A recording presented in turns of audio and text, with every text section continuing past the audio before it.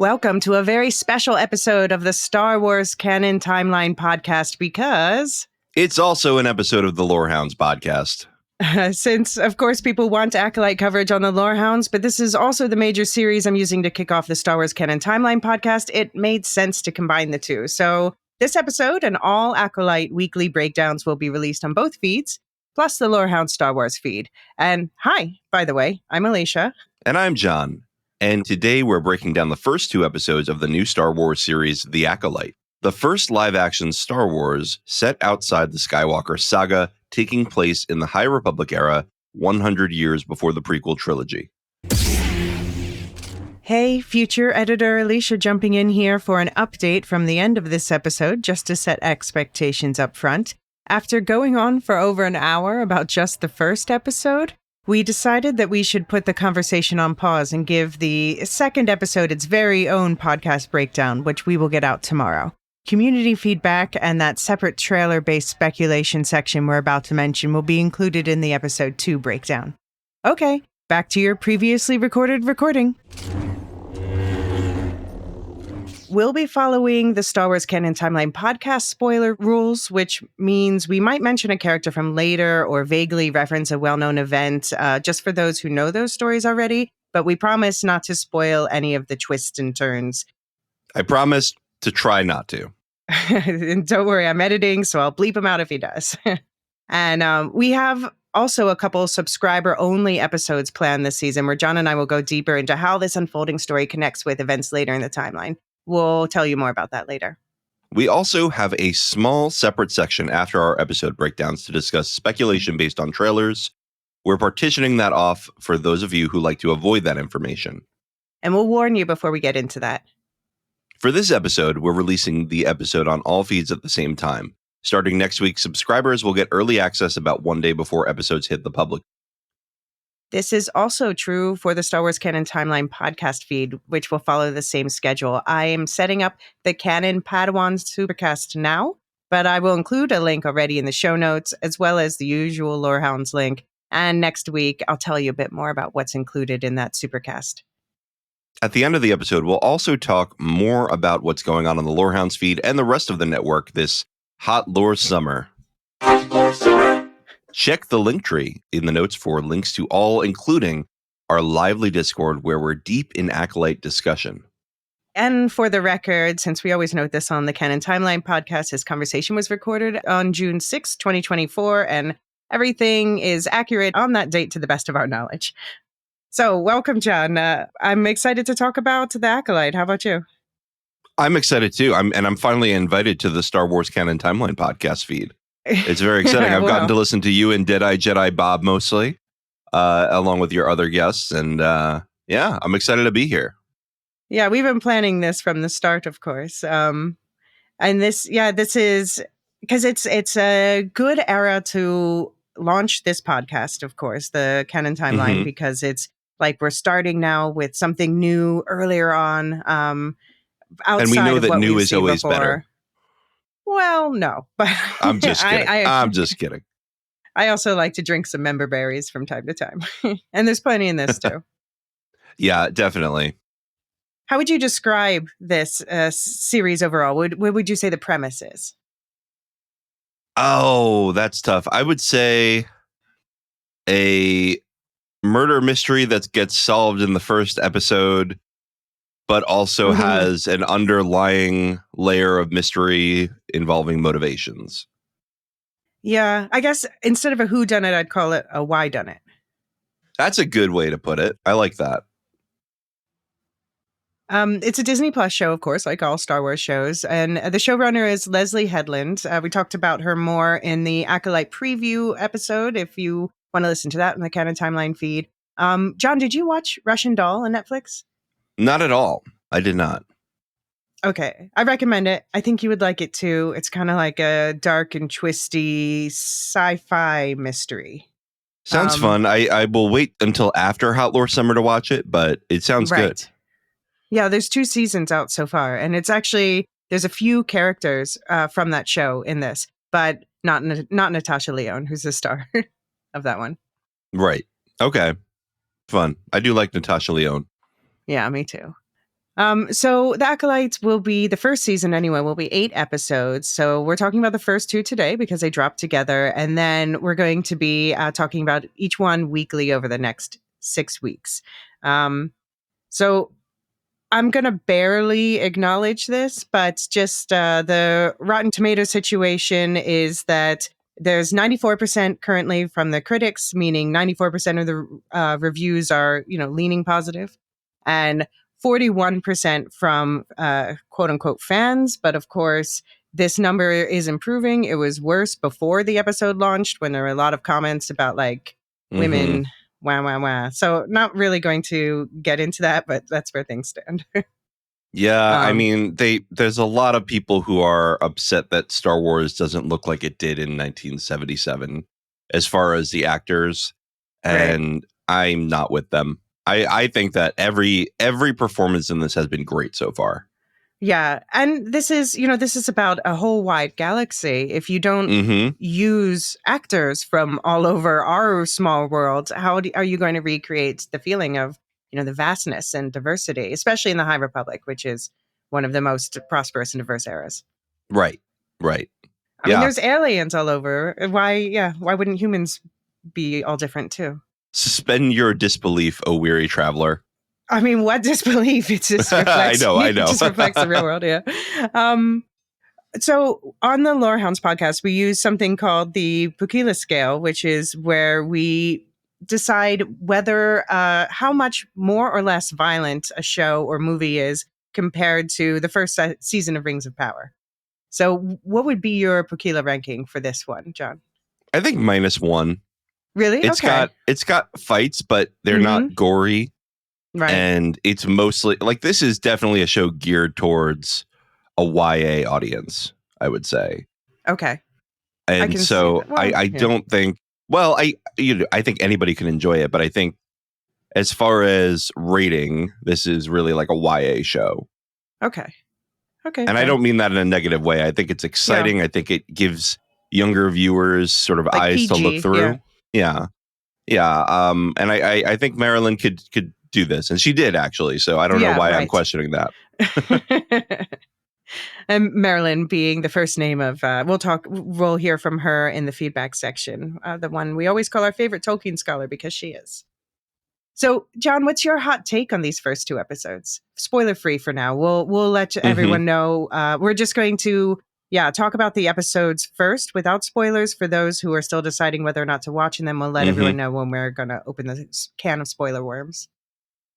Yeah, so the few days leading up to this, I had been excited for this series for a long time, but the few days leading up to this, I was thinking, okay, High Republic, not a lot to latch onto. I've read a little bit of the High Republic books, right? But I haven't even finished one of them. That's why I said a little bit, not a few. Would you read Light of the Jedi? I read part of Light of the Jedi. It didn't hook me, and I'm almost done with Convergence. I went to Era 2 first now because fair, yeah, or Phase 2, I guess it's called. Anyway, and I'm liking that one a lot better. But even those are removed timeline wise from this series, right? Because this is at the end; those are sort of in the middle of the High Republic era. Yeah, and this series is as distant from those books as it is from the prequel era. It's right in between.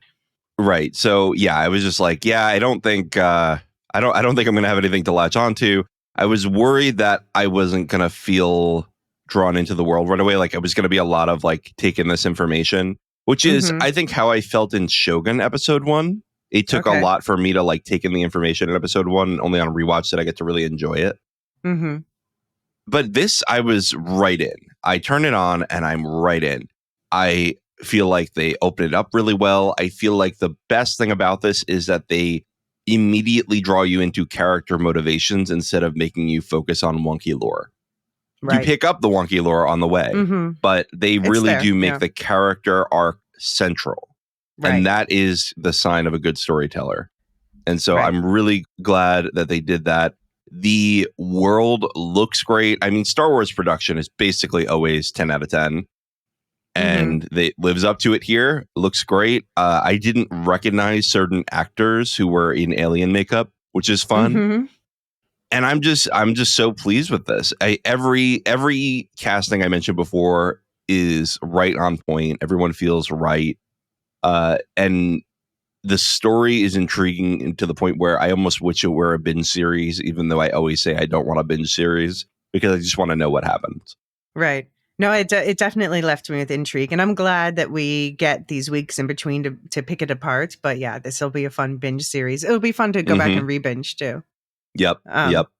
So How about you? This certain actor that you're talking about, I'm guessing that's Stephanie Keane. Yeah.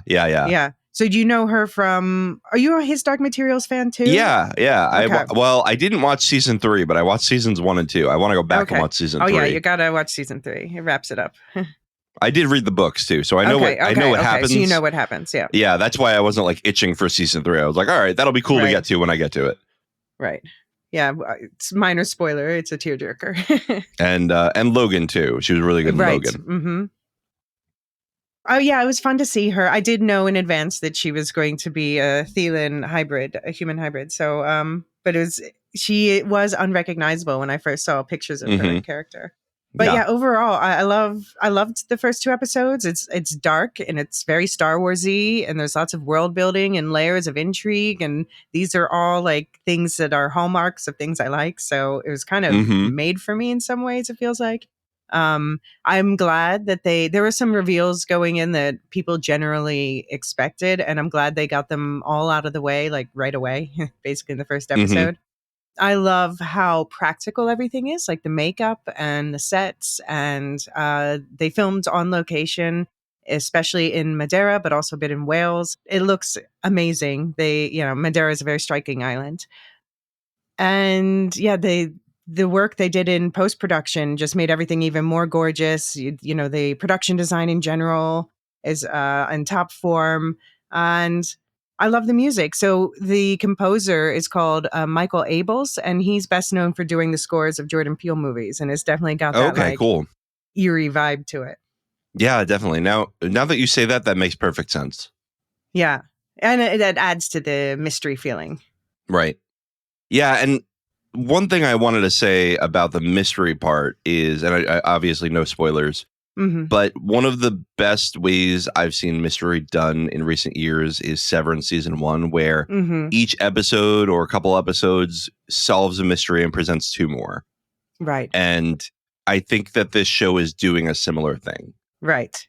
Yeah. Leslie Headland said that it was like an onion, and each episode would peel back a new layer. Well, we'll call it Shrek because ogres are like onions.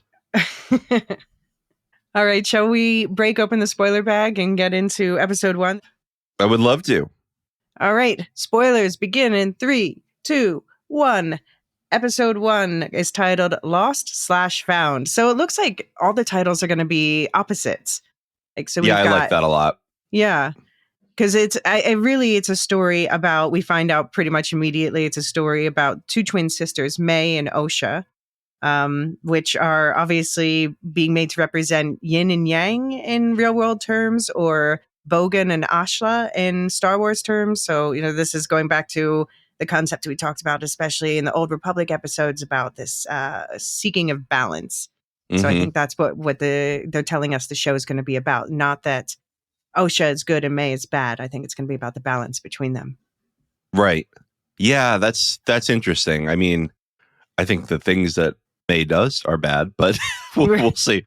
We'll see what goes on. From whose perspective, though, that's the thing is, I think, I do know this is going to be about shifting perspective. So I wonder, we're seeing things now we might see differently later in the season. Yep. Fair enough.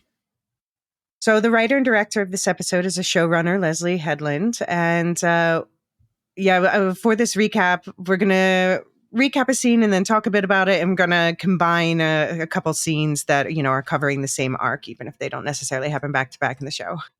Makes sense. We start with the opening crawl. And so opening crawls, this is, I haven't mentioned it yet on the Canon Timeline podcast, but it's like a very important Star Wars thing that happens. We always care about the opening crawl. It was basically something that George Lucas copied from Flash Gordon. always ends in 4 dots, except for Return to the Jedi, for reason people have been analyzing for years. But this one wasn't actually a crawl. They just the words appeared on screen, which does make it easier to read. And they said, 100 years before the rise of the Empire, it is a time of peace. The Jedi Order and the Galactic Republic have prospered for centuries without war. But in the dark corners of the galaxy, a powerful few learn to use the Force in secret. One of them, a lone assassin, risks discovery to seek revenge. So yeah, we get this 100 years before the rise of the Empire, although we were told in marketing materials it's 100 years before the Phantom Menace, which is an important distinction because one is 119 BBY before the Battle of Yavin and one is 132 BBY. So this is important in terms of who is possibly busy on the Sith side of things. So that's true. I wonder if they're using Rise of the Empire to refer to the beginnings of corruption. You know, the beginnings of the rise of power of a important few characters. Yeah, I think because I just don't know if we can. I feel like it makes more sense to be before the prequels. Right. I mean, it's before the prequels regardless, but it's like how long before the prequels? Yeah. That's what I mean. I feel like it makes more sense to refer to Phantom Menace with that. Right. Oh, yeah. I see what you mean. So we're just going to assume until told otherwise that it's 132 BBY, so 132 years before the original Star Wars movie is set. And this time of peace doesn't mean nothing bad ever happens. Definitely check out the High Republic recap if you don't know what bad things have happened. I'm sure we'll get references as we go, but this is a golden age of the Jedi and of the Galactic Republic. So John, you said you've been reading Cataclysm. What have you noticed about the High Republic that makes it feel different than what comes later? It's the Jedi are much more. I think someone said this in our Discord. They're much more of like a police force, right? They are very clearly allied with the Senate, very clearly allied with the Republic, and not this, third party. Oh, we just go with the wind and we serve the Republic, but not directly, and we don't meddle with politics. Like, they are very political in a way that it seems it might be taboo later. Well, but then in the next stage, we see them acting as kind of the military. Right. Yeah. So I feel like they think that they are more independent, but when you see the way that they behave, that's not true. Right. They are really an arm of the Republic. Right. But they would be offended if you said that to them. Right. Yeah. I mean, one quote that stuck out to me that I read last night, actually, in Convergence, was that one of the Jedi, I don't know how to pronounce her name because it's a book, Jella Natal. Maybe it's Jella Natai. Natal, I think is the last name, but yeah. Anyway, she's talking to a woman on Erino, and the woman says, "You fight for peace? That's like going to the desert to get water." And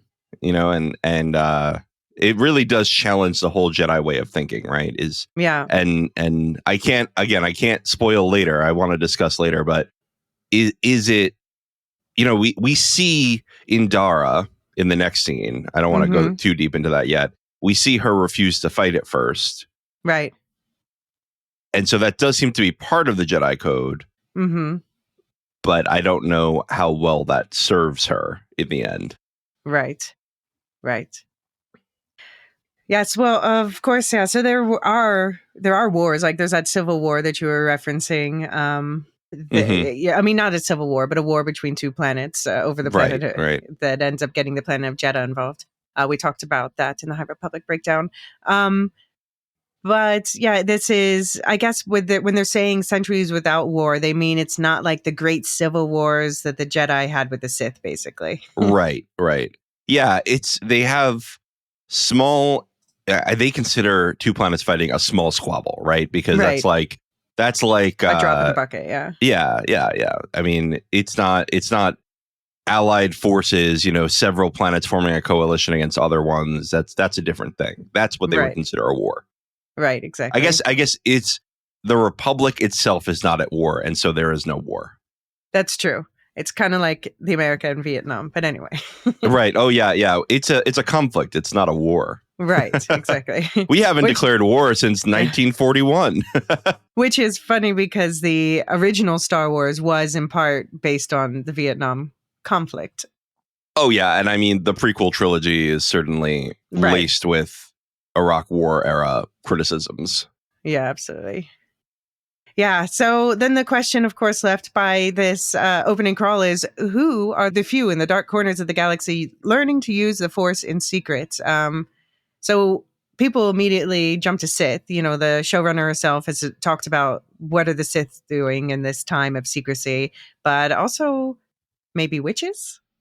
Yeah, and I'm wondering, because I'm only just getting into this in the High Republic books, but this idea of the path of the hand, I don't know if they're extinct by now because I haven't finished the books. But yeah. Well, we talked about minor spoiler that we talked about in the High Republic overview is that the path kind of evolved. The path of the open hand kind of eventually evolves into a group called the Nihil, which are the main enemies of the first and third phases, because again the phases are out of order chronologically. Okay. Yeah.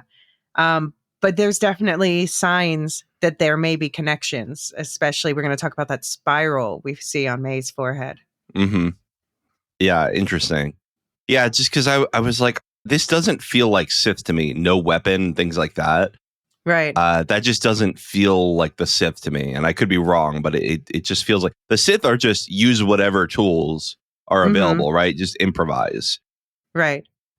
Right. So for the Sith, we're in the era of the rule of two, and we have an idea of which two Sith would be busy during this time. We'll talk about that at the very end of the episode.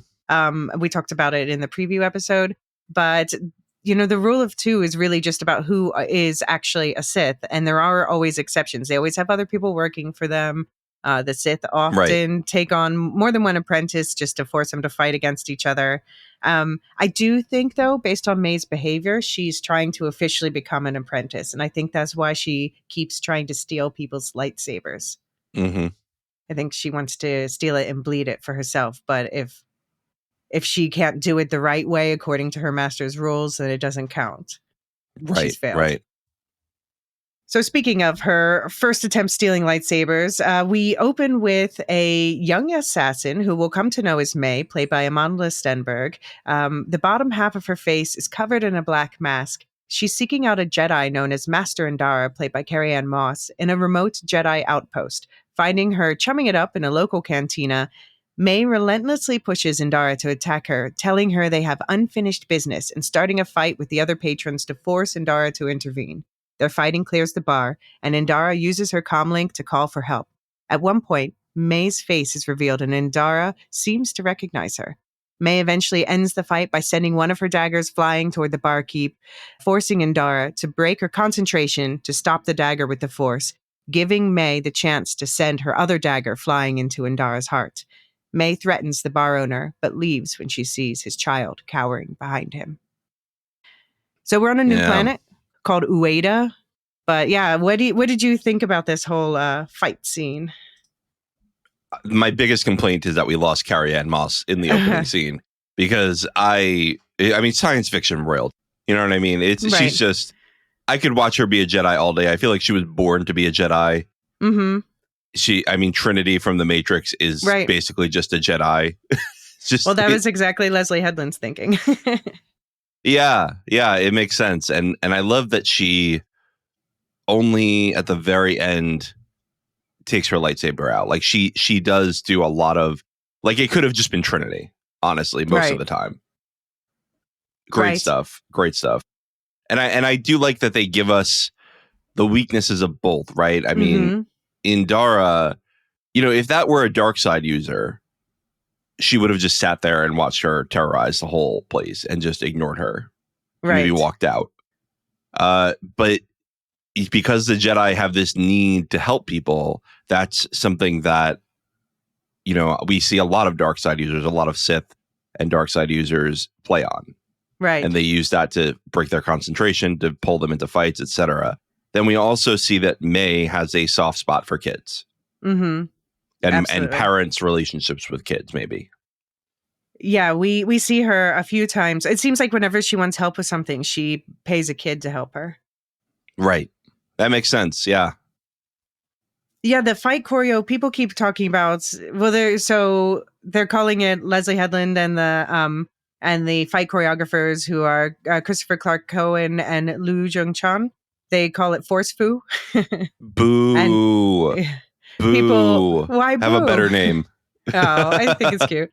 But I'm people are just talking kidding. about, the fact they use wuxia, but it's actually just like, I have to say, people who know a lot more about martial arts love to break down all the different ways that they combine everything from Mhm. like fencing to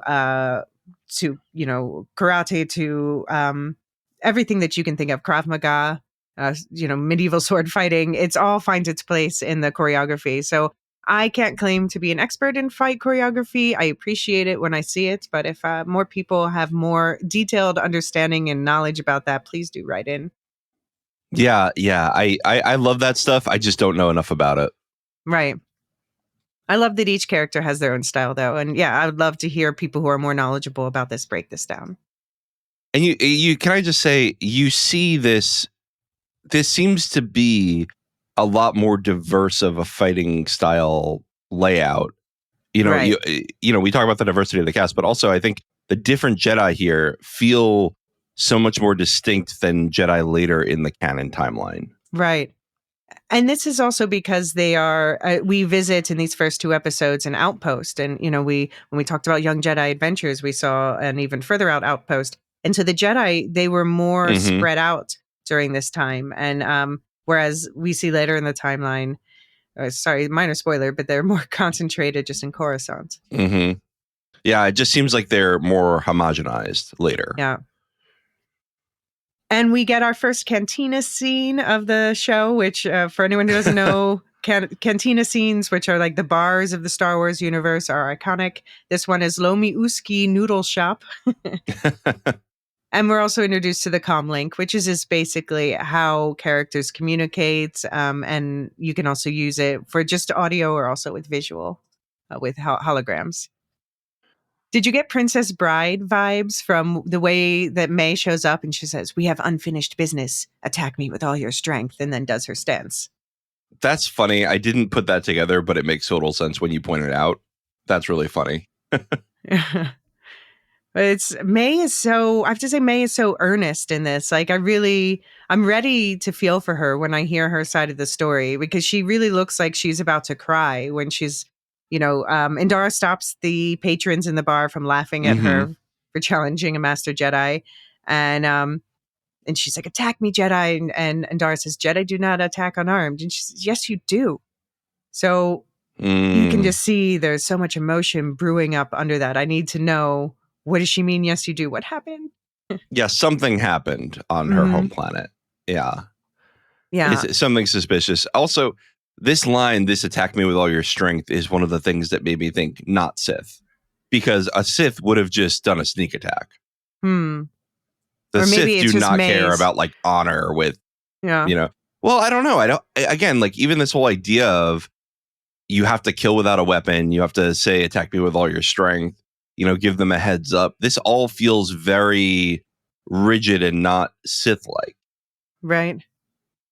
Yeah, I mean, we could be getting bamboozled by the making it look like a Sith thing. That's The absolutely Sith true. are improvisational and they are very results oriented, right? They are. Right. I don't think they care much about the methodology of the kill, just that it Yeah. happens.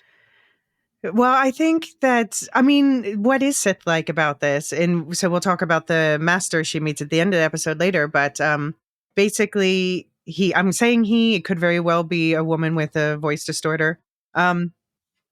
He says that the Jedi are selling a dream and it's our job to undermine it. What we're trying to do is like to cut chinks in the armor of that dream, expose the Jedi for the hypocrites that they are, basically. And that is very much the idea of the rule of two, is that you worm your way into the inside of the Jedi order, and then and the Republic for that matter, and spread the rot from within so that you can emerge stronger. Right. Okay. The one thing that makes me think it's maybe a Sith trial, like I said, is the fact she keeps going for the lightsabers, but then doesn't take it at the end. So feels like she's trying to pass a trial, and then if she could take the lightsaber in the right way, then she could bleed it and have it be hers. So she needs to complete the kill without a weapon to get the lightsaber. This is what I'm thinking so far, but of course this remains to be seen. I do think it's interesting if the bar dude had died, though, if like she really banked on Indara stopping him, but if Indara had let the bar dude die, that actually would have been better for proving their point that the Jedi are more selfish than they seem. Right. That's true. I do think, though, that Indara looks like she wanted to stab May at one point with it when she got hold of one of her and then dropped it. The Jedi definitely are in denial that they still have emotions. It's just part of it. Like, you know, in one way, it's sort of honorable to be doing this, you know, life of chastity and you know, lack of attachments and all this. But at the end of the day, you're still a person. You're still a humanoid, and you're going to have emotions. And I think that's one of the biggest weaknesses of the Jedi is that they don't acknowledge that. Right. Yeah, and this is exactly what we see May trying to goad the Jedi she fights into doing. You know, Indara at one point, she does pull out her lightsaber to deflect May's daggers, to cut them apart, basically. And May teases her, a Jedi doesn't pull her weapon unless prepared to kill, which seems to be something most people follow, except for Yord, who pulls out his weapon anytime he gets the opportunity. Yord is just hanging saber all the time. Yeah. He loves it. Yeah, he's so glad he finally got that knight title. The guy is, I think I called him a pick-me on the Discord. Yes. He's a pick-me guy. But yeah, May's cool. I love the daggers. I love seeing a Force user with a weapon other than a lightsaber for once. We see she has that spiral on her forehead, and I have to credit Padawan John on Twitter pointed out that it looks like a spiraling storm, which would link it back to the Nihil. And the Nihil, they use like storm. They use storm words basically for all their jargon. And so the head of the Nihil is called the Eye. High up, people are tempests, and then below that, storm, strike. So it could be marking her rank in whatever the Nihil became at this point in the timeline. So the Nihil are not allied with the Sith at all, right? Like they are totally distinct. I mean, yeah, they could be, but they are distinct groups. Okay. I mean, so basically the path of the open hand, I don't know if you got to this point in your books, but they're anti-using the Force, basically. And they're like, but especially not the Jedi. So they're not naturally going to ally with the Sith, but you could see some corrupted interpretation where they're like, well, you know, the friend or the enemy of my enemy is my friend. Right, you know what I mean? Right. Well, they're not allowed to use the Force, but these guys, they're pretty chill. Right. Exactly. So yeah, who knows? It's been now so I think the book you're reading is set at like 300 something BBY, and now we're at 132 BBY. So it's been a couple hundred years. A lot could have changed. All right. Switching to the other, who we find out is a twin. So elsewhere, out in the Corpsec region of space, a young woman who looks exactly like May, but with shorter hair, whose name we'll learn is Osha Anasea, wakes up in her quarters on the Trade Federation cargo ship where she works under the table as a mechanic or mechnik. With Pip, her pocket-sized repair droid, always by her side, she goes to work repairing a shield generator, getting temporarily distracted by a fire that breaks out, triggering memories of her and her sister May being separated from their parents as children. As she puts out the fire, a Jedi starship arrives, and her colleague asks her if those are her friends. So, yeah, I wonder, her colleague... I was surprised that her colleague knows that she used to be in the Jedi Order. I wonder if she tells everyone or if that was like a drunken night on... He references Nar Shaddaa, which is a moon in the Nal Hutta system, you know, where the Hutts, the slug-like people like Jabba live. So it's a big crime moon and party moon. So I'm wondering... The Hutts do like their parties. I gotta say. They love it. I'm wondering if some drunk night there, she told him her backstory, because it seems like that's not something you just spill. Yeah, exactly. It's strange because now I can't go later in the timeline. But we see that people who perhaps are not part of the order at other times keep it secret because it's a really unusual thing for someone to join and leave. Right. It's kind of stigmatizing. Then people want to know, like, why and what happened and what does that mean about you? Yeah. Right. It's almost like, there's some stigma sometimes with like discharges, untimely discharges from the military. Right. Even though it can happen for completely legitimate reasons. And so a lot of people will just not discuss it, basically. Yeah. So yeah, I don't know if we're gonna see her fellow Mechneck again named Philic, but that's his name, just in case you wanted to know. But this whole exchange where he says to her that they went out for an evening on Nar Shaddaa, and apparently she did not go that night, although she talks another time about drunken nights out with her colleagues. So I do have to question, why didn't she go that night? This makes it sound like she's a homebody, which is later contrasted by what she says. But more importantly, this is why she doesn't have an alibi during Indara's murder. Although if she were on Nar Shaddaa, wouldn't it have been easier for her to catch a ship somewhere else? Well, I bet if she's surrounded by her colleagues. Yeah. That's true.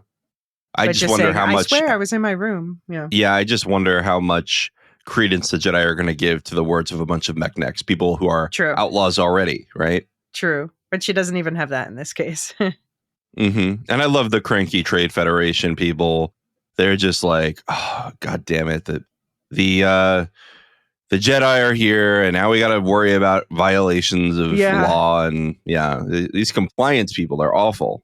Yeah, they always seem afraid of Jedi, like especially more than other people.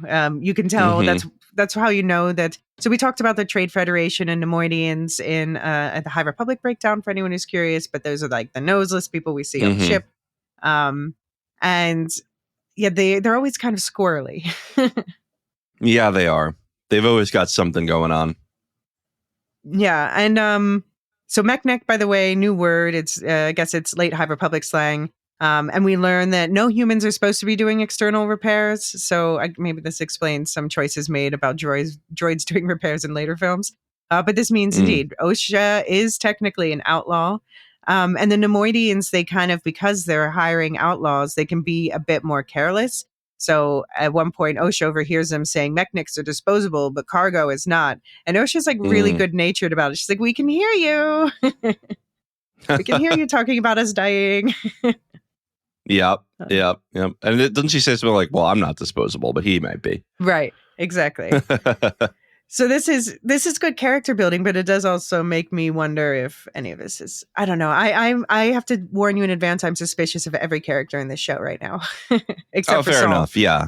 Except for Saul. Saul is pure. Saul is light. That's why he's named after the sun. Yeah. I'm loving Saul. I mean, I didn't think they'd be able to sell me on a Jedi as much as they do in the original and prequel trilogies, but already in episode 1 I was in, and then by the end of episode 2 I was like, this guy's one of my favorites now. Yeah. Oh, his facial expressions, we'll talk about some in particular. Now I want to watch Squid Game just to see him in something else. You haven't seen Squid Games? It's so good. I have not. Okay, yeah. So, I definitely recommend it. And yeah, he's very good, but it's just, in general, it's a very good show. That definitely has a high Pukila rating. So we find out, so May's in CorpSec, which is the corporate sector, which is an area of space, which we get the earliest mention we've had previously in the timeline is in the Rogue One novelization, which is basically like year 0. So, and it's explored later in the timeline. So this is the earliest that we've seen it. Makes sense that the Trade Federation is there because they'll be associated with this later in time. Oh yeah, and I love seeing the Nemoidians, by the way, that their fashion choices are just mwah. They're just like, give me Christopher Columbus, but make it haute couture, make it fashion. I love it. And I like that they seem to have, they got some flack for the accents in the original movie being kind of caricaturish, and they seem to have toned that down, and it feels more natural now. Just like normal, I think that's right. Speaking. Yeah. And I think they even toned it down a little bit in the Clone Wars. Like they had already taken that into consideration. Right. Apparently they get to be more parodies of themselves as time goes on. Fair enough. I mean, don't they all? I mean, I feel like every time we get a new character, like Yoda just keeps being more ridiculous. Right. As he goes on. Right. Yeah, he's getting dotty in his old age. That's how I interpret it. Fair enough. But I have to note that they say the Neimoidians, so they want the Mechnex to repair their shields, but Osha points out they don't usually use shields, and now they suddenly want to. So I'm paying attention to that. Like, why are they suddenly on higher alert? Something That's shady a good question. Yeah. Do you think the way Osha reacted to fire, was that giving you vibes like the Hound from Game of Thrones with a family-inspired fear of fire? Yeah, I think it feels like a trauma response, right? But she's just thrown back into this horrible situation that she went through. She's having PTSD flashbacks. Yeah. Yeah, I think I have a feeling that that's going to play out in some key moment where there's going to be a fire and she has to cope with it or let it derail her. Mm-hmm. She's going to have to like walk through something. Yep. Right. Had to be fire. Had to be snakes. No. This is Lucasfilms. And I just have to shout out, by the way, also in this scene that there was a proto-gonk droid. So gonk droids are a proud Star Wars tradition. They look like trash cans on legs, and they're basically like walking batteries, technically called GNK series power droids, but called gonk droids because of the sounds they make. Okay. All right. Can you... you can't give me an example of one later. So anyway, go on. I mean, there's a prominent one in Rebels. Oh, okay. All right. I see what you're saying. Yeah. Nice. And we'll pick back up with that Jedi ship that showed up right after a quick break.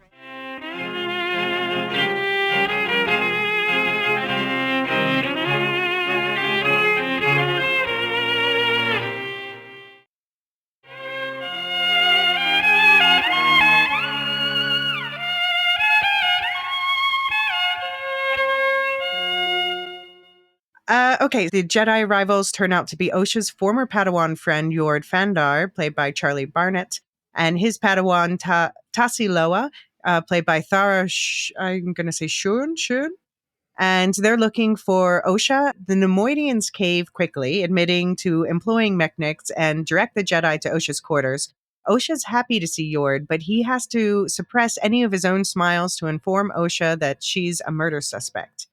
Osha says she was in her quarters at the time of Indara's murder, but that's not enough of an alibi, and they see the fact that Indara advised the Jedi to end Osha's training as a potential motive.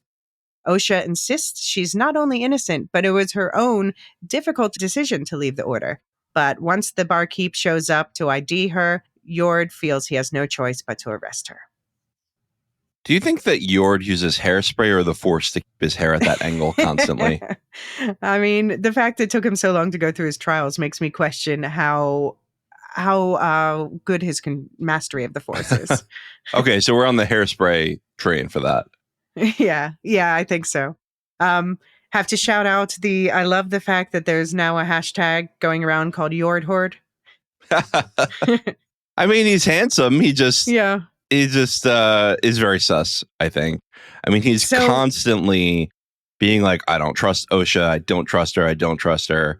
And to me, that feels a little bit like projection. Yeah. Do you get, though, Galad from the Wheel of Time vibes from him? Ooh, I hadn't considered that. Because Galad, for anyone who doesn't know, Galad is a character. He'll show up in season 3 of the TV show. He's known for being hot and following the rules. Those are his things. Mm-hmm. Like to a fault, he will follow the rules. He would rather, throw his sister or brother under the bus than break a rule. Mm-hmm. Yeah, I maybe I just don't know enough about him so far. Right now, I've only seen him throw shade, and I wonder if it's to a personal end or if it is, like you say, just like hall monitor vibes. I mean, it does also feel like he's he feels like he has a lot to prove, especially when, Osha says to him, like, oh, you finally got it. He's like, I made night 2 years ago, Mm-hmm. And I have to point out that the actor who plays Yord, he's in his late 30s. I don't know if the character is supposed to be the same age, but that is pretty old to become a Jedi Knight compared Yeah, to it other. is. It is. It's not young, Wow. at least. Yeah, I mean, it's like, wow, man. You got to mark that one. Oh, well, yeah, you can say, yeah, we see lots of, as you were saying, we see lots of Jedi later who are much younger. Mm-hmm. Absolutely. And even before this, we saw, of course, Finestra Rowe, who we'll meet in this episode. She was the youngest to become a Jedi Knight at 16. So that's an exception, but. Right. But if that's the beginning of the spectrum, then I think Yord is falling towards the end. Yeah, agreed. Now, can I ask you, Jedi, is there a limit to how many knights they can have, or masters, or is it just whatever you get to that rank? At this point in the timeline, actually, like 100 years before this, they ended up pressing a lot of people into Padawans into becoming Jedi more quickly, just so they could fight the Nihil. But at this point, we see they do seem to be being more selective again. But I don't think it's not about a certain quota, because at this point they had more space to expand too. I think it was just about when you're ready. Interesting. Although, of course, yeah, there'll be the certain number of members on the council. And there's like 3 Grandmaster Jedi at this point in time, I believe. Okay. Including Is one Yoda. of them green? Yeah. Yes. We've already met Yoda in Young Jedi Adventures. We can talk about him. We love it. I want to watch Young Jedi Adventures with my kids, but I tried to put it on once and they were like, what's this? Give me Mickey Mouse. Yeah. Well, you were saying that your daughter preferred the Bad Batch, which is a much darker tone. Yeah. Well, I think Clone Wars, what she really liked is Clone Wars. Because she likes the intro music. Right. She pretends to play the drums along with it. Right. No, that makes sense. So we see Yord with he has a yellow lightsaber, which we're seeing pop up more and more, but they were originally, they were associated with like sentinels or temple guards. So this means kind of a more guardian role. That's what I'm interpreting now until told otherwise. Mm-hmm. I think he seems sincere when he says to her, I never thought I would see you again. He seems really sad about it. And I'm wondering what kind of complexity lurks in that sadness. Yeah, and I also want to say regarding lightsaber colors, it does feel like another part of the homogenization of the Jedi. Right. That later we don't see a lot of this color. Right. Just blue and green, basically. Or red, if you're saying. Right. Yeah, but you could tell there's a little something between them, right? Like they bonded at least as friends, maybe as something more. Right. Yeah. She seems genuinely bubbly to see him, and he seems like he wants to be, but feels like he can't. Yeah, and she seems excited to see him in a way that nobody else is. Right. Like everyone else seems exasperated with. That's true.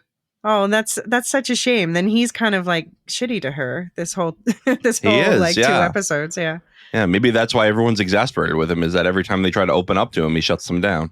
Yeah. So, by the way, his Padawan, Tassiloa, she's called a Zygarian, which are cat people. Cat people. I love that they did practical makeup on her. But yeah. The Zygarians we do see them later in like the Clone Wars and other places. And also they are like part of the lore going back to the Old Republic, where they were known as powerful slave traders. And yikes. Yeah, they fought the Jedi in the Galactic Republic, saw them as enemies, and they did during the High Republic. They were trading with the Nihil, so it's unusual in a way that naughty. We have a Zygarian Jedi, or Jedi to be at least Padawan. I wonder if that will come into the plot line, or if they're just like, "Hey, look, remember Barry?" Yeah, well, it could be just like that Headland's like, I like Zygarians. Here we go. Yeah, because she definitely is open about that with some species. Or it could end up playing into the plot in an interesting way. Mm-hmm. And yeah, we haven't mentioned on this podcast yet before also that the Padawans, you might notice Padawans have braids. If they're from a species that doesn't have hair, they'll have like a strand of beads going down. It's just basically signifies they're Padawan. And I suppose there's some deeper meaning to how the braid is done about rank and things like that. But I can't tell you the details about that if they exist yet. I think that might need to be defined more. Right. So yeah, but having Tassie there, it's a good reason for exposition. Although even Osha gets annoyed with Yord. She's like, you already know all this. But we learn that Osha left the order. Osha left the order 6 years ago, which I think is something we need to keep in mind when we're trying to piece together timelines later. And she had been there since she was taken from this disaster in her homeworld, we'll be learning about, when she was the age of 8. And we learn from Tassi that there were doubts about taking her into the order because she was 8 years old, which, just to clarify for anyone who doesn't know, that means they thought she was too old, not too young, too old. Right. Which, again, it's really questionable because it is in part because of indoctrination, right? Will we be able to teach you to let go of all your preconceptions? Mm-hmm. Yeah, absolutely. To quote Bo Burnham, it's problematic. Yeah. Also, the other reason is because there were concerns about the fact that she seems to have not been able to fully let go, or even maybe it seems like partially let go of this traumatizing event from her childhood. Mm-hmm. But should she have to let go of it? I mean, certainly it would help her deal with trauma if she could let go a little bit, but that's part of her, right? That's one of her formative experiences. Yeah. Yeah, and we get quite a few times in these 2 episodes, it's brought up about how Jedi are not supposed to form attachments because they lead to clinging and fear, which is, very Buddhist, actually. But also, on the other hand, as Saul puts it later, Saul being the Jedi who took in Osha, who saved her when she was a child, he says that, it's good to remember the past because that's how you learn from it. So it's this duality I think we're going to be exploring in this also as well. Right. I really like how Soul brings that up because it makes it feel, and I also like, and I know this is in the next scene, but I'll comment on it now. When the one girl sees fire, when the one youngling sees fire in the Force, he says, yeah, that's there too. It's all about balance. And I really like this guy. He's so willing to look at the dark side of the Force and acknowledge its existence to avoid using it. And that's something that I think other Jedi lack. Even in this era, I think that other Jedi are more fearful of it. And even fear of the dark side can lead to the dark side. Right. Yeah. So Sol, played by Lee Jung-jae, he says that so the actor says that he modeled Sol after Qui-Gon Jinn, who's a character who pops up later, and you can definitely see that. Yeah. I've always wanted more Qui-Gon, so I'm glad we have this guy. Yeah. He learned English just for this part. So basically, Leslie Headland saw him in Squid Games, and she's like, I need you in my show. And he was like, I want to be in Star Wars. And so he learned English to do this. Wow. Yeah. Wow, that's impressive. Mm-hmm. Yeah, he does quite a good job, too. He does. I wouldn't have known that he's such a new English speaker. Right. Yeah, I love, though, the way he frames it as like, the fact that the Force is it's something powerful, and it's something you have to respect. It reminds me of, when my dad would always say, when we would go to the ocean as a kid, he's like, always keep one eye on the ocean. You have to respect it. Do you think, though, do you see, so the way Saul talks about he wants the younglings to think of the Force as an ocean and basically give themselves over to it, versus the Sith that are all about seizing the Force. Doesn't that feel, not to bring up Wheel of Time a second time this episode, but doesn't that feel kind of like the distinction between the 2 types of channeling in Wheel of Time, Sidar and Side-In? Yeah. Bend it to your will or submit to it. Yeah. Right. I like that a lot. Yeah. Yeah, it's about that duality, I guess, again. And by the way, I just have to shout out for High Republic fans that there's a character, Elzar Mann, who likes to talk about the Force as an ocean, who lived about 100 years before this. So could be that Saul was taught in his line or something like that. Nice. So just to set up the scene that we've been teasing about. So Master Saul, he's teaching younglings to meditate at the main Jedi temple on the capital city planet of Coruscant, when he is interrupted by an even more revered Jedi Master, Vernestra Rwoh, played by Rebecca Henderson. She informs him of his former Padawan Osha's arrest for Indara's murder, and Sol reluctantly agrees to help her investigate this matter, though Rwoh seems to have already made up her mind about Osha's guilt. Sol harbors clear doubts. So, yeah, listen to the Acolyte preview for if you want Vernestra's full backstory, but she's more than 100 years old at this point in the timeline. She's the one that I said has been a Jedi Master since age 15. She was, the youngest. So was seen as a prodigy. And a lot of book readers are like, what the fuck happened to her personality? She's now suddenly seems like Ms. Bureaucracy. We know from the books 100 years ago, we already know she went through a lot, lost a lot of people, had to go. And is this phase 1 and 3? Yes. Mm-hmm. Okay. So she ended up leaving. She ended up becoming what's called a way seeker, which is not officially leaving the Jedi Order, but kind of taking a leave of absence to like find herself. So we know that she was kind of a more independent thinker before, but now it seems like she's officially submitted to, I am the Jedi Order, must maintain control. Yeah, and she does this thing that the Jedi like to do sometimes, which is rather than confront the darkness within the Order, deny it and try to sweep it under the rug. Exactly. Which, yeah, I can see why. So apparently Leslie Headland, this is the only real big crossover character for this season. She says if there's a season 2, there will be more. But I can see why she says she chose this character because just to show that contrast between the idealism of youth and what you can be morphed into once you become part of the power structure. Okay, I'm into that. I like that. Yeah, we all become bureaucrats eventually, don't we? Yes. And I know, some people are lamenting that her purple hair is gone. She had long purple hair when she was younger, and now it's been shaved, or it's gone at least. And she now has she's a Morallan, which later character Barriss Offee is also a Morallan. But they are known for having these little black diamond tattoos that mark life events, and we now see a bunch of them on her scalp. So I think we'll probably get the story of what those mean and what happened. Yeah, I hope we see more of this character. I think she's an interesting concept to explore, especially now that I know that she is very different from her book youth. Right. Yeah. Yeah, it'll be interesting to experience her in reverse for you, I think. Reverse. Do you think that Sol is overly attached to Osha? It does seem like he has a different relationship with her than he does with other Padawans, right? Mm-hmm. I mean, it seems like he knows. I mean, he remembered her sister's name. Right. Which feels deeper. Well, that's probably a memorable event. Yeah, that and I guess he was stationed there, so he probably knew the locals before this whole thing happened. Yeah. But yeah, I mean, he certainly is like, no, I have to go. Which reminds me a lot of people later of, no, I have to go confront the person that I trained. Yeah.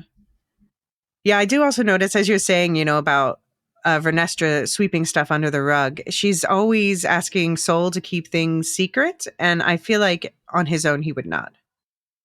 I agree with that. Sol is very transparent. I mean, I could see other Jedi that we've met, saying, well, okay, maybe your sister's alive, but we got to keep this under wraps because otherwise I'm going to be ordered to bring you back. So let's not even say that I found you. Let's go figure this out before we go report back to the Jedi Order. But no, he calls the Jedi right away and says, hey, her sister's probably alive. And this allows people to talk, right? This allows her to go, oh, yeah, if you have her, then there's another attack elsewhere. So she couldn't have done that. Let's go all solve this together.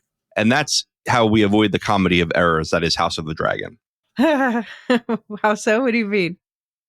Because House of the Dragon, like most of the conflicts are based off of people not talking to each other. Oh, clearly. Right. Yeah. No, I always say clear communication. And these Jedi actually are pretty clear in their communication to each other, maybe not to the public. Right. Yeah. And by the way, I love the establishing shot of this scene where they show the exterior shot of the Jedi Temple. And we see that the city of Coruscant has not yet reached up to the temple's level. So when we see it later in the timeline, 100 years later, we see that the temple's even with the top levels of Coruscant. So, but 100 years before that now, it's still a couple levels below. So the temple is literally over everything else in the city. You see the people who buy apartments in New York City and then they build a building right in the view of the sun. Mm-hmm. they get cranky. Imagine buying a top level primo real estate apartment on Coruscant. Yeah. And then you And build then on top of. they're going to build a level right on top of you. Yeah. I guess that's been happening for millennia. Yep. That just stinks. You know what else stinks? Being stuck on a prison ship. Yep. So we have Osha in her cell on a prison transfer ship manned only by droids. And Osha is surrounded by hardened criminals, one who's being kept incapacitated by a small starfish-like creature over his face. And the others plot to overpower the droids running the ship and get free. When Osha declines to join the rebellion, they leave her behind after critically damaging the ship, sending it hurtling down toward the surface of a snowy planet. Osha gets out of her cell with the help of Pip, her droid, and starts to run to the last escape pod, but then remembers a subdued prisoner. She helps him get free, and he thanks her by knocking her out of the way and stealing the escape pod, leaving Osha to die. She straps in and lands in one piece, though the ship is now rebel. And Osha wakes up to a shadow running away from the wreckage of the ship, and she follows the figure out into the snow where she experiences visions of her sister as a child and the fire that separated them. Osha confronts this vision, and May admits to killing Indara in the vision and says she will kill them all. Then Osha wakes up back in the prison ship wreckage. So I don't remember too many unmanned prison ships in the Clone Wars. Is this why?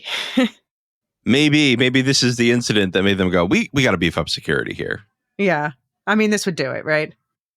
Yeah. I just can't imagine. I mean, maybe if it's a time of peace, maybe the Jedi have just gotten really lax at this point. Yeah, I think that is definitely part of the case. Yeah.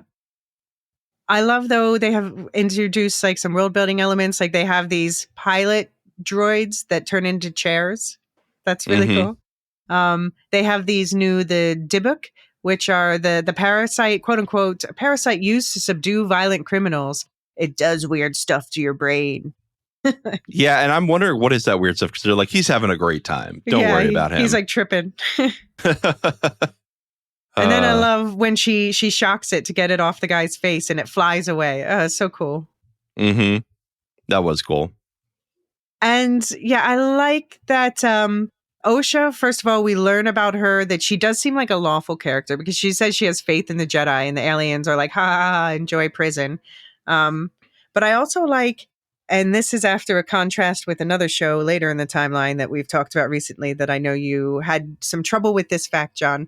It's nice to see a character struggle with the Force. I agree with that. I think this is someone who clearly has an ability in the Force, but has lost touch with it. And I like that kind of story. I think we see that in some of the video games. Right. That's true. Especially the Jedi games. Yeah. Yeah, but we see she can't use the Force to grab Pip. She's trying. So, yeah, we know she's somehow severed. I guess we'll find out how and why and what. And then eventually the ship rolls her way. So she gets Pip and gets her out. And they land on this planet called Karlak, which is a location from the Clone Wars where a certain group will eventually be based called Death Watch. Good catch. We talked about the Vizslas when talking about the Mandalorian in previous episodes, and that's during the era of pre-Vizsla. And Karlak is also mentioned in the High Republic books. So nice. We also talked about another concept in the Old Republic episodes that comes up later in the timeline as well. Do you think that they're telling us Osha and May are a Force dyad? Good question.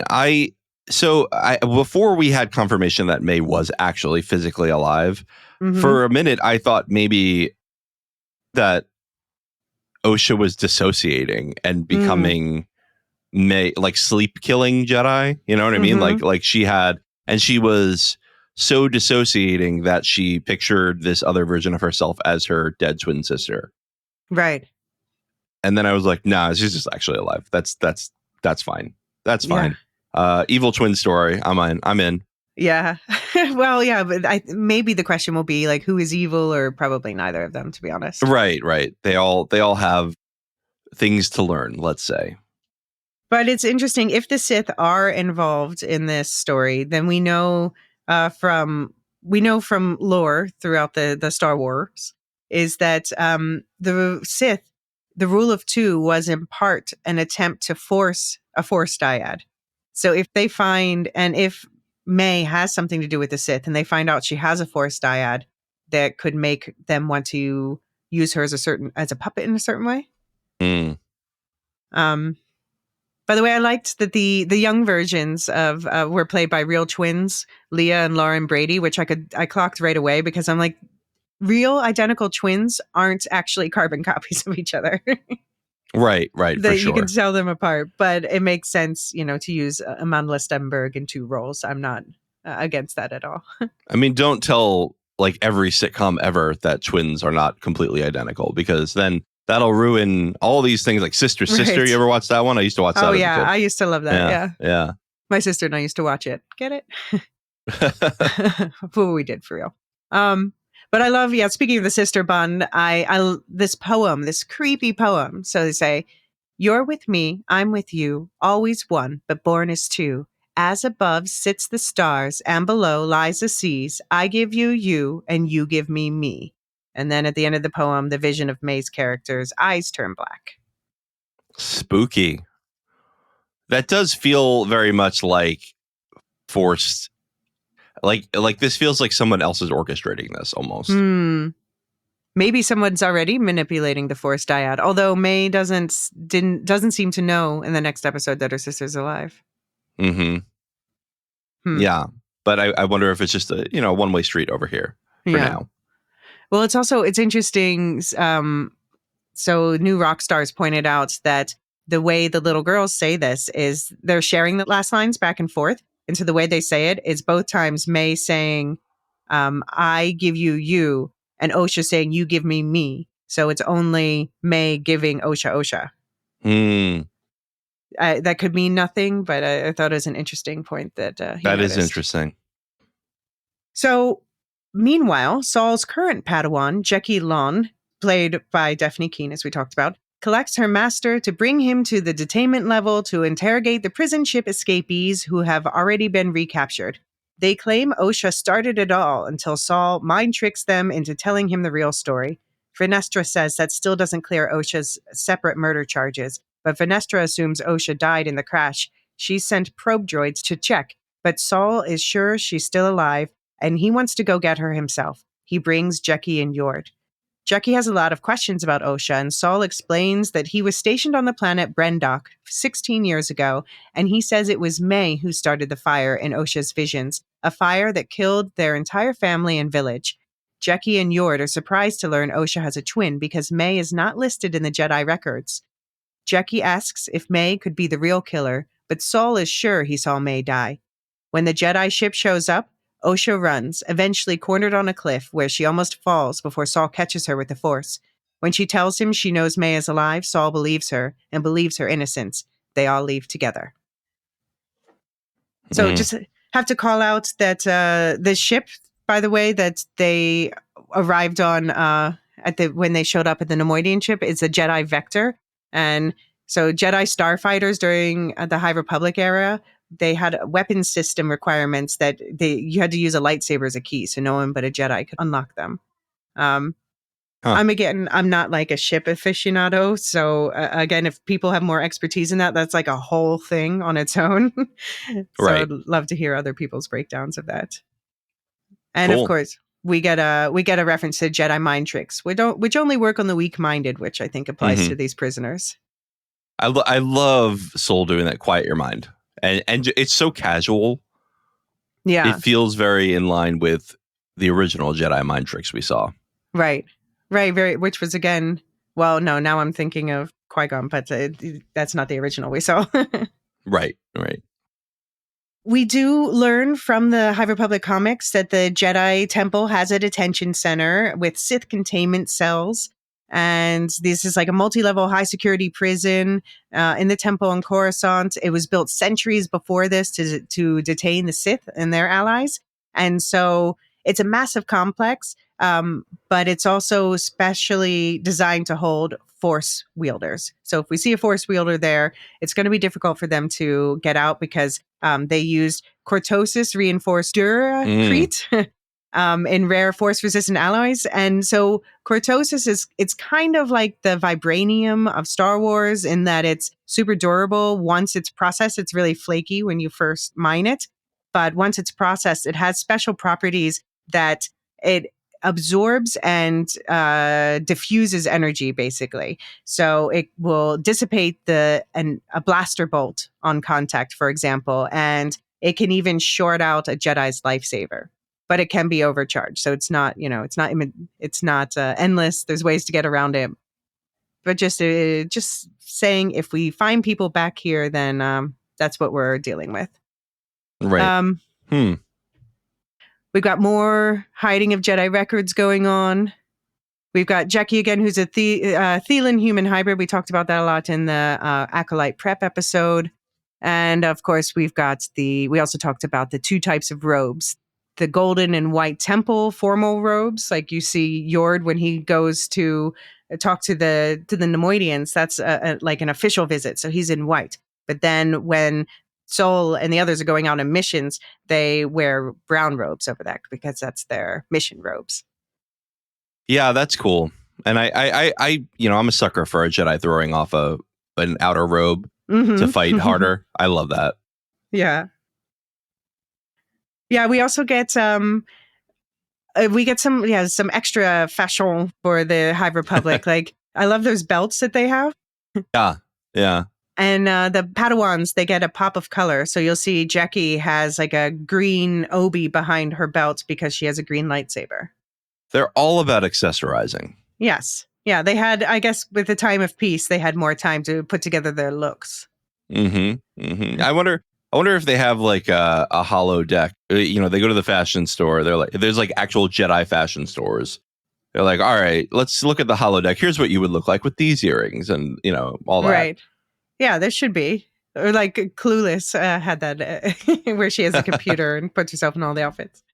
But speaking of, so we have holo pics and Sol's looking at one of Osha and Jackie's like, why are you creeping on your former Padawan?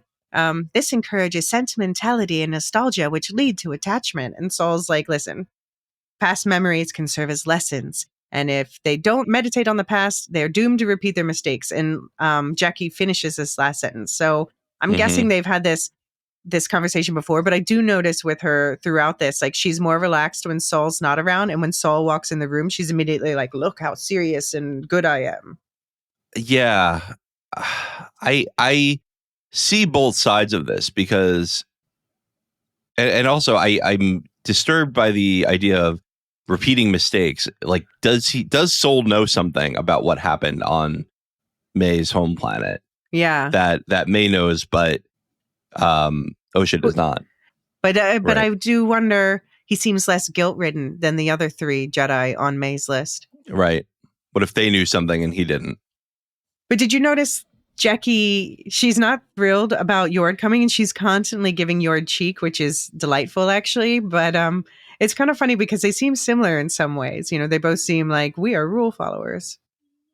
And of course, this is the scene where we get that shirtless scene that the entire internet's going crazy over. Oh my God. Sexy Whatever. Star Wars incoming. Give them the eye candy. It's fine. Yeah. It's fine. We can handle it. I think, there's going to be like the old axiom, if evil, why hot, may apply. I'm sorry. I don't mean Yord Horde. I don't mean to like paint your guy in a bad light. I'm suspicious of everyone, but maybe especially him. I'm fine with painting him in a bad light. He could be good. He could just be annoying. Yeah. But yeah, I'm suspicious for sure because he's just too attached to the rules. Mm-hmm. And that feels like someone who has something to hide. Yeah, and he's very trigger happy throughout this. And like Venestra, he's sure Osha must have died in the crash, which I think the reason she didn't is because the ship skids when it lands. So that definitely saved her. It is interesting that Venestra sends probe droids, which is something we associate with the quote-unquote bad guys using later in the timeline. Yeah. But the episode ends with May, who meets with someone along the water, someone dressed all in black with a black cape, a mask painted with a chilling smile, and wielding a red lightsaber. And as May approaches this person, they say, the Jedi live in a dream they believe everyone shares. If you attack a Jedi with a weapon, you will fail. Steel or laser are no threat to them. but an acolyte. An acolyte kills without a weapon. An acolyte kills the dream. So yeah, very Sith post rule of two. Let's expose the corruption and Right. from within. But I have a feeling for May, it's at least as much about personal revenge as of killing the dream, and that might be a conflict for her going forward. Yeah, and I think that's right. I think it says in the intro, right, in the opening crawl, like she's risking exposure. Right. So this does seem to be against the mission of her order. Right. Yeah, and May so far is obviously she's failed to kill without using a weapon. But the major thing that everyone's talking about going out of this is who is inside that helmet. We've got a voice distorter, so it could really be anyone. It doesn't have to be a man. I've heard theories that it could be there's prominent Siths, Tenebris and Plagueis, which we talked about in the preview episode. Could be Chimere, one of the witches that we saw in the trailers, or I've even seen Indara herself suggested, or Yord. Or how interesting would it be if it were Venestra? It's not likely, and I think people would get upset, but it would be interesting just to see. Yeah, that feels too cheap for me. I mean, hope not. So we see May. She's got a purple cloak, which is known for, it combines the red and the blue. It's kind of showing maybe a moral ambiguity. And Venestra also wields a purple saber.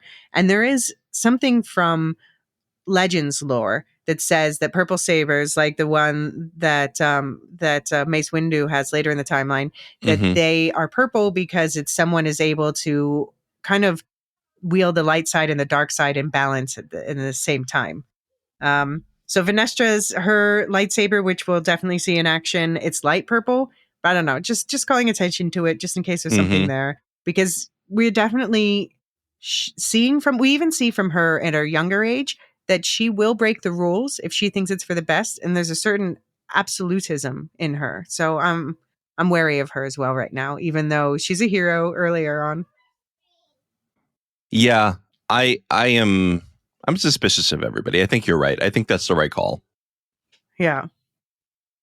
And I have to point out, Mobius on our Discord said, the look of the helmet reminds me of Abeloth, which is, I think Abeloth is like the Mephisto of modern Star Wars. We talk about her in the Dawn of the Jedi episode, if for anyone who's curious. But just saying, it could be. I think Abeloth, it's going to come into effect later in the timeline, like she does in the Legends books. But just putting it out there, it's not a bad call.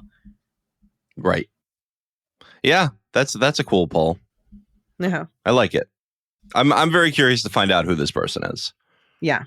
Definitely. Aren't we all? So say we all.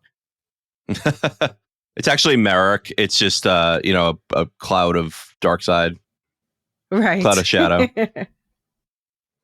Yeah. Is that too much? No, I made a joke about Merrick in the preview episode. Okay. Okay.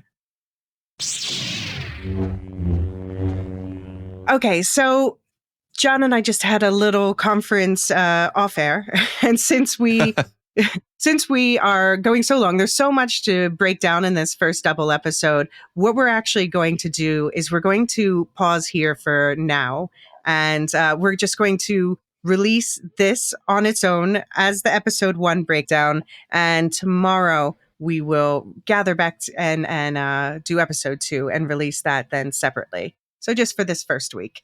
So guess what? You got 2 episodes this week. Yay! What a day. All right. So that's 6 podcasts on the main feed now? Anyway, go ahead. Yeah. So we're going to skip over all of the outro stuff, save that for tomorrow's episode. There's a link in the show notes to all of the other podcasts that we're going to tell you more about tomorrow, and to the Discord and the Patreon and Supercasts and all that fun stuff. All right. Anything to add for episode 1 before we skedaddle for now? This got me so hyped for the season, and I'm so excited for it. I can't believe people are review bombing, because boy, is this a good series, and you're missing out if you're not watching it. Yeah, absolutely. Yeah, if you haven't watched yet, you have time to catch up before our next episode, so we don't spoil too. Yep. All right. We'll see you tomorrow.